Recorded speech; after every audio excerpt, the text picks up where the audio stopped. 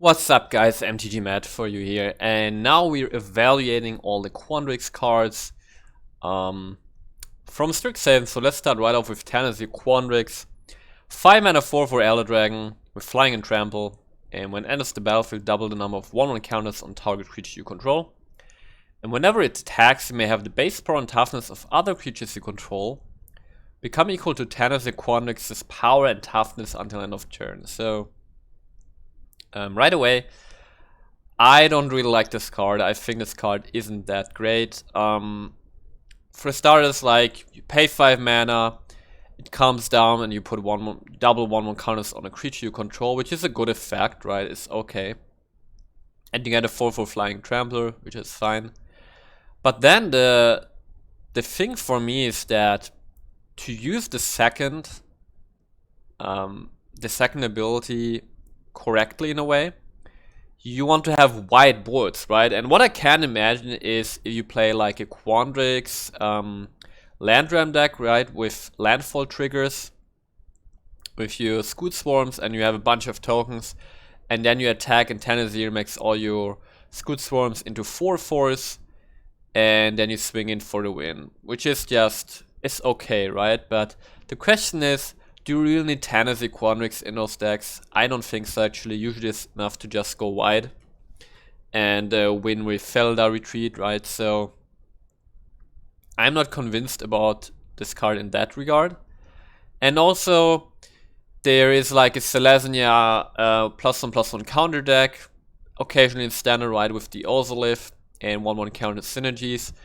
If you want to play Tennessee Quandrix in that deck, you would need to go Banned, which isn't necessarily a great upside because you need an extra color in your land base.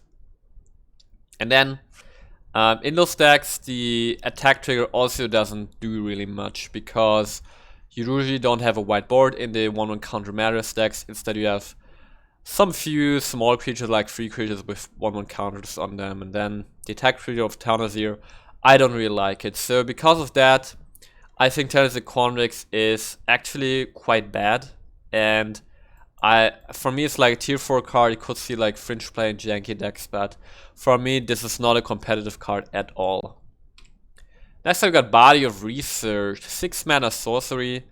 You create a 0/0 green and blue fractal creature token, and you put X1 counters on it, where X is the number of cards in your library. So this thing is going to be huge.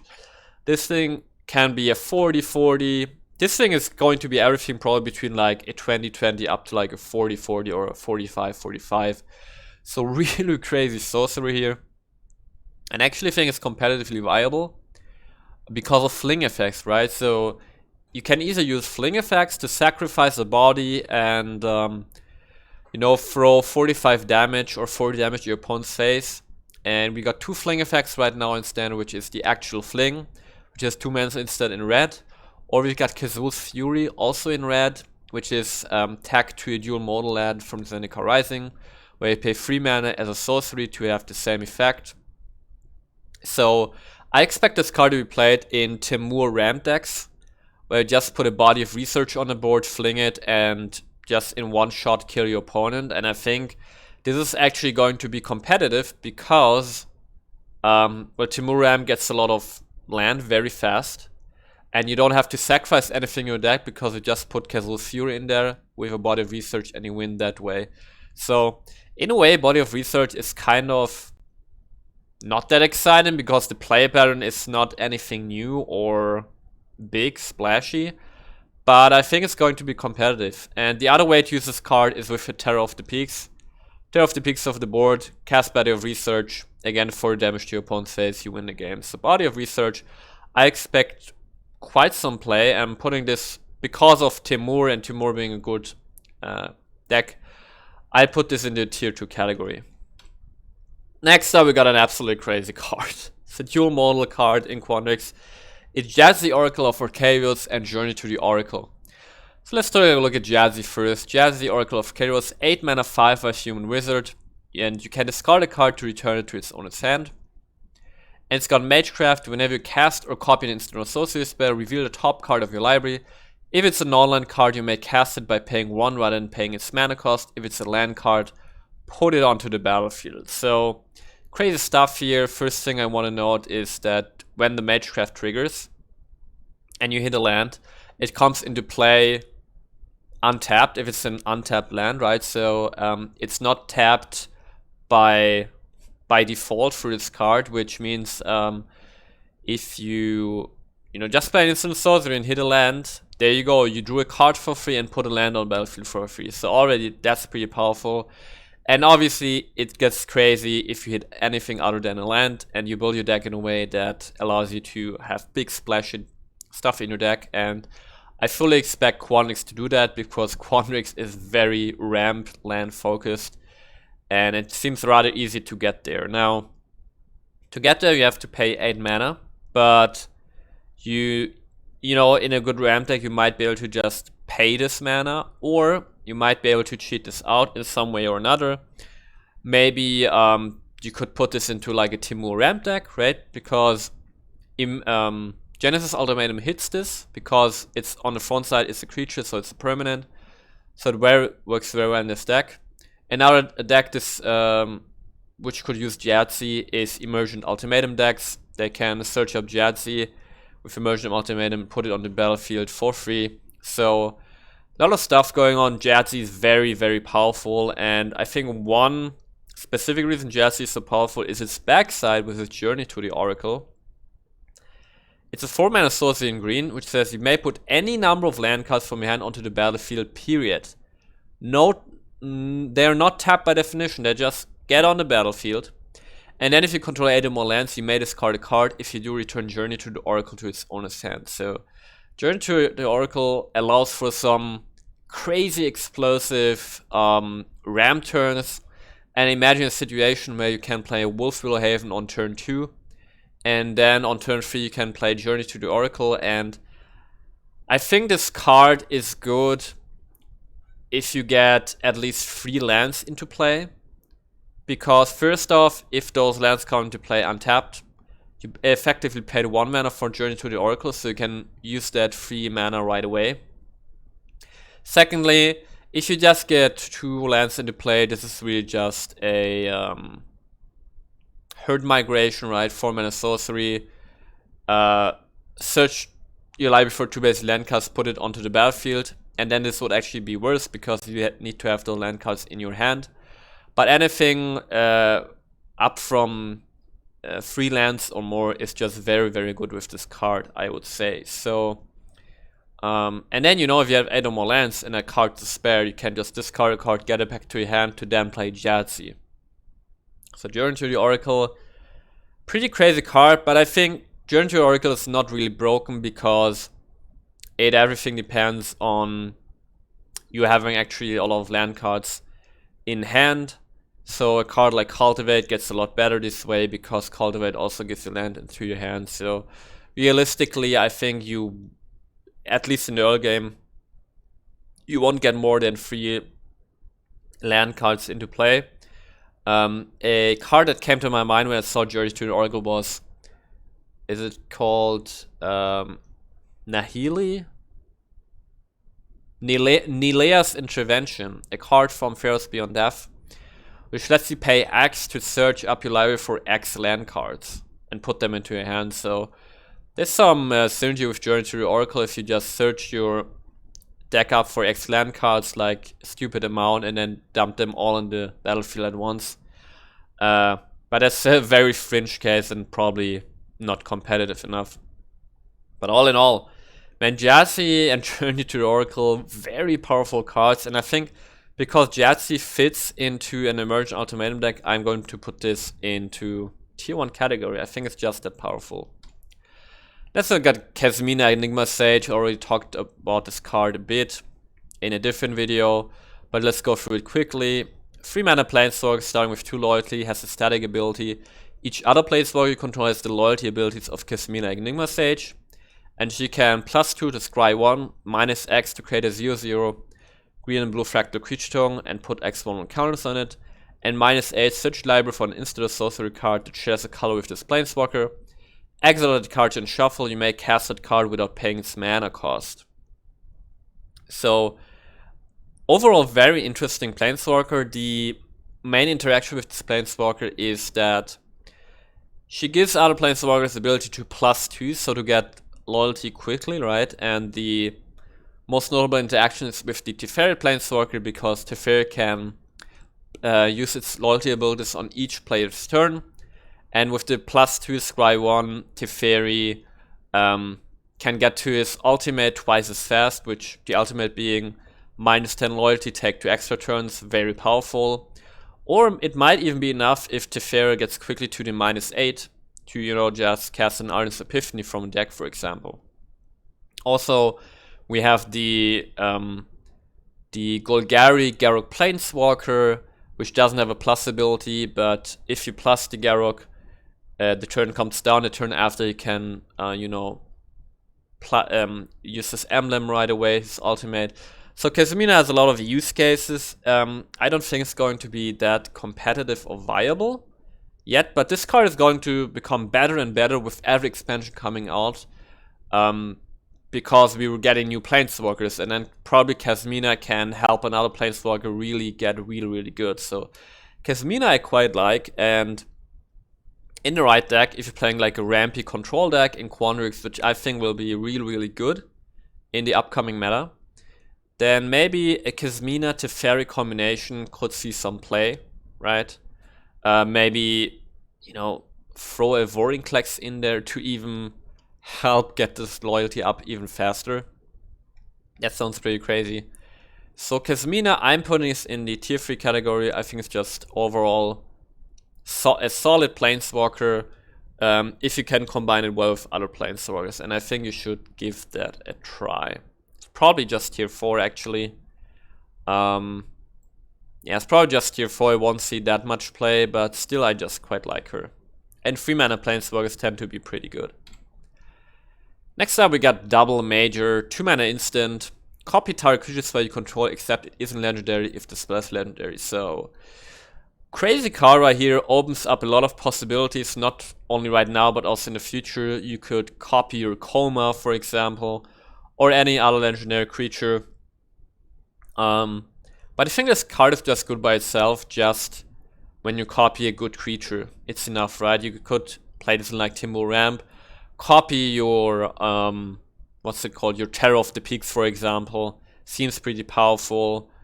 Or you copy your Elder Gargaroth, right? There's just a lot going on. I just love this card. I think it's very good. Question is just only which deck does it fit in.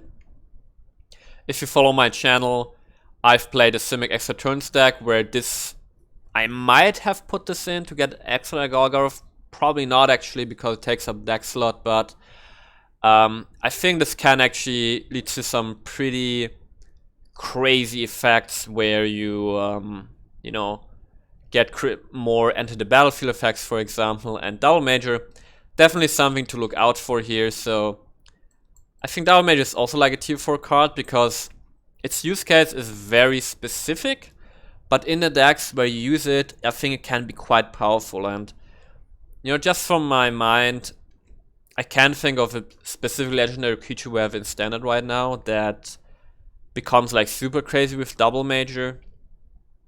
But that's overall, it's just very good card. And it just, I don't think there is going to see a lot of play, but keep this card in mind, it's pretty cool.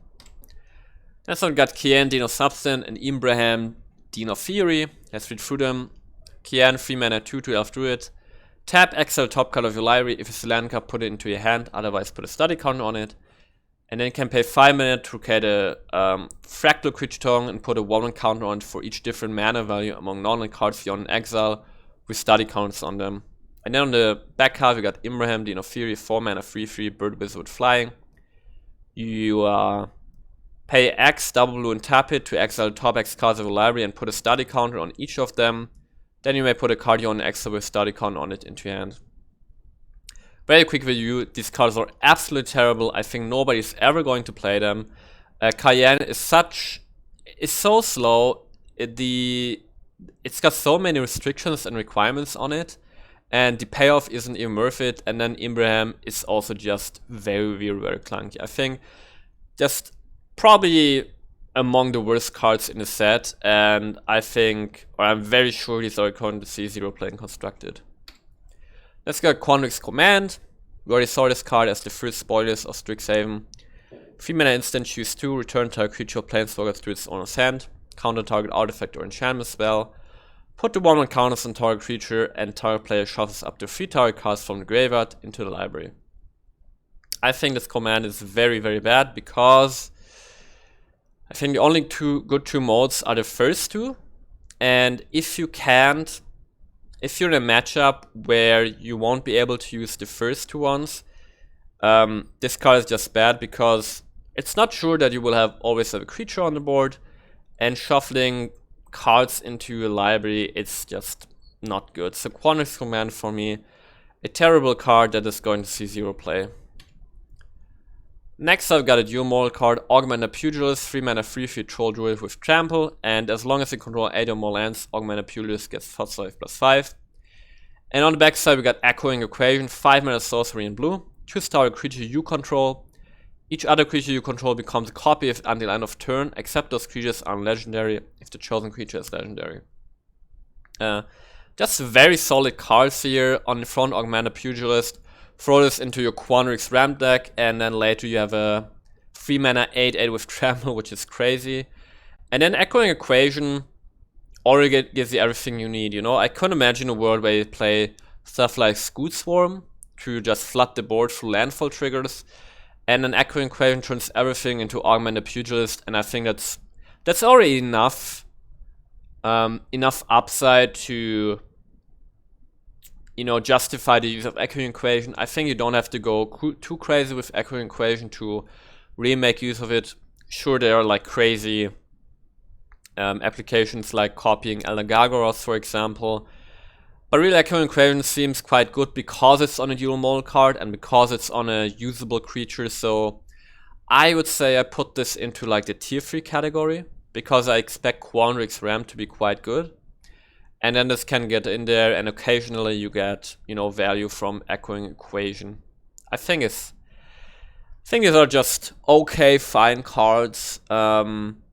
But keep in mind that you need to somehow be able to get tokens on the board, a lot of creatures on the board, to really get value out of Echoing Equation.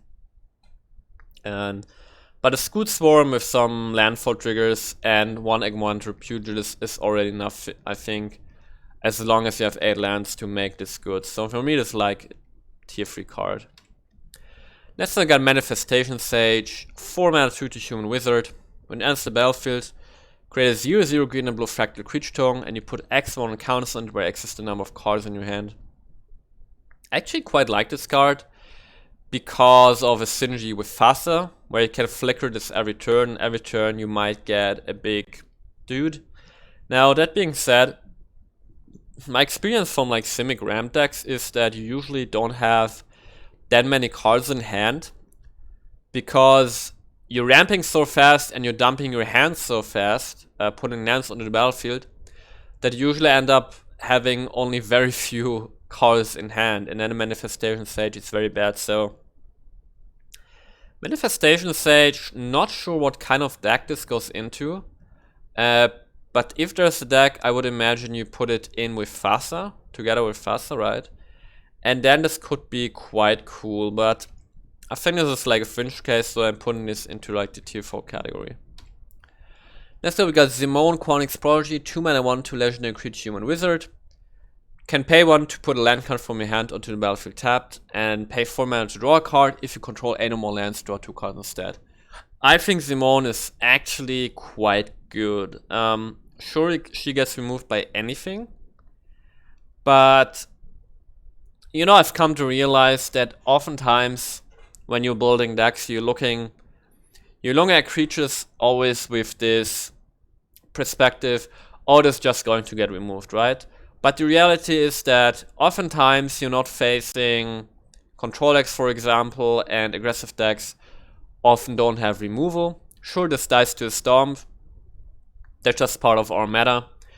But I think, at least from my experience, I tend to be too pessimistic about how often creatures can stay on the board. And Symone is just such a value bomb, then I think you can justify like putting 2 of her into a Quandrix ramp deck, because she's not a bad top deck later on. later as a top deck, you just put her down, and then as soon as she can untap or like attack, can pay 4 to draw 2 cards, which is really good repeatedly, right? So Symone, I think, can see some use cases in the early game, but also in the late game. So I'm putting this in like the tier 4 category, tier 3 category, something like that. I'm putting it tier 4, but I actually quite like this one. Next I've got Aether Helix, 5 mana sorcery, return target permanent to its owner's hand, return target permanent card from the graveyard to your hand. Very interesting card here actually. I think it's too costly for standard, but the interesting part here is you can even bounce opponent's lands. And you get some value back from your graveyard, but at the end of the day it's too costly. Still, I think it's just a cool card to keep in mind. Next up we got Quandrix Cultivator, 4 mana 3/4 Turtle Druid. When it enters the battlefield, you may search your library for a basic forest or iron card, put it onto the battlefield and shuffle. I think in this part is actually quite good. Pay 4 mana, get a bounty on the board, and ramp. I think it's pretty cool, and if you have a Fuzzer out, you know, I feel like Quandrix can go really well with Fuzzer to flicker stuff every turn. This can just ramp you every turn and be really, really crazy. And yeah, quite like Quandrix Cultivator, and I fully expect this seeing play, so I put this in the tier 3 category.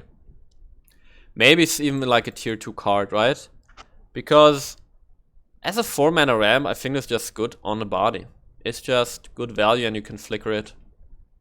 You could even like combine, maybe you can build like a Quandrix Yorion deck, right? Where you flicker stuff. Why not? Next I got Quandrix Apprentice, 2 mana 2 Human Wizard with Magecraft. Whenever you cast or copy an instant or sorcery spell, look at the top 3 cards of the library. You may reveal a land card from among them and put that card into your hand, put the rest on the bottom of the library in any order.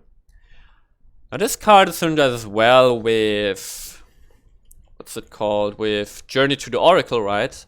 Make sure that you always have enough lands in hand, but I kind of doubt that this card is going to see some play. If you want to ramp, just play something like a Wolf Haven. This dies very easily. And also I'm not too sure that you, well actually in a ramped up you tend to play quite a lot instant sorceries, right? You tend to play Cultivates, Beanstalk Giant, maybe other ramp spells, so yeah, maybe Quandrix Apprentice can see some play. I'm putting this into the T4 category. I'm just not as hyped about this card as I've heard other YouTuber streamers be. Next I got Decisive Denial, 2 mana instant with choose 1. Target creature you control fights target creature you don't control, and counter target non-creature spell unless its controller plays 3. I think this card is an excellent sideboard card. You probably, actually you could play this in a main deck, because, you know, with crazy Simic / Quandrix ramp decks, you tend to get a lot of mana fast, and you play cards like Beanstalk Giant, which, you know, you just play for 7 mana, and then you have like an 8/8 on the board. And Decisive Denial can just be in your deck to counter that Immersion Ultimatum, and then with your Beanstalk Giant just remove a creature. So I think Decisive Denial is actually quite good, and I'm putting this in like the tier 3 category.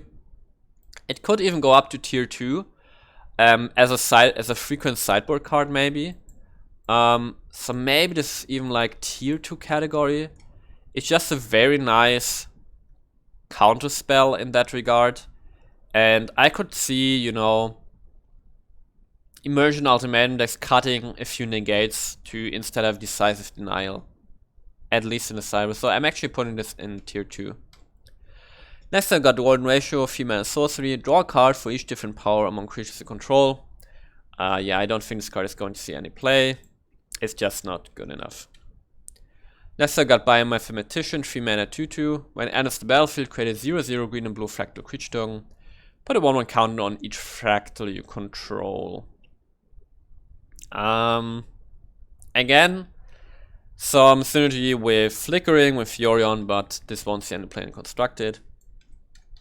Next up, oh my god, we got Eureka Moment. This card. 4 mana instant, draw 2 cards, you may put a land card from your hand onto the battlefield. Not quite as good as Growth Spiral at 2 mana, but still, drawing 2 cards for 4 mana instant speed has been a raid that, you know, consistently has proven to be playable in Standard, and putting a land card from your hand onto the battlefield not even tapped is really, really good. So I think Eureka Moment is definitely going to see some play. I'm putting this in the tier 2 category. Next I got Needlethorn Drake. You know what, Eureka Moment could even be a tier 1 card. It could be a tier 1, guys, like Growth Spiral was. Next I've got Needlethorn Drake. 2-1 and 1-1 Drake with Flying Death Touch. 0 playing Constructed. Then got Quandrix Splashmate, 3 mana 2-2 with Magecraft. Whenever you cast a copy and install a source spell, put a 1-1 counter on it. This is actually not too bad, but it's not going to see any play in Standard. And then the last card is Square Up, 2 mana instant. Target creature has base power and toughness 4/4 on the end of turn.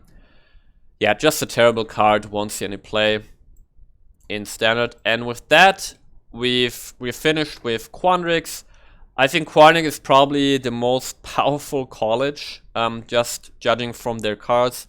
Gives you a lot of ramps, a lot of good utility cards. Kasmina might become actually pretty good if the combo with Teferi works. And just overall, just really cool, interesting stuff. With stuff like Echoing Equation, Double Major, it's just cool stuff. Journey to the Oracle, Jazzy, Battle Research. So I'm probably most hyped about Quandrix as a college. And yeah, stay tuned for the other card reviews. Hope you guys enjoy the videos and see you guys soon. Hey there, thanks for watching. If you enjoyed this kind of content and want to see more fresh decks and standard meta decks, please consider subscribing. I would really appreciate it. And I see you guys soon.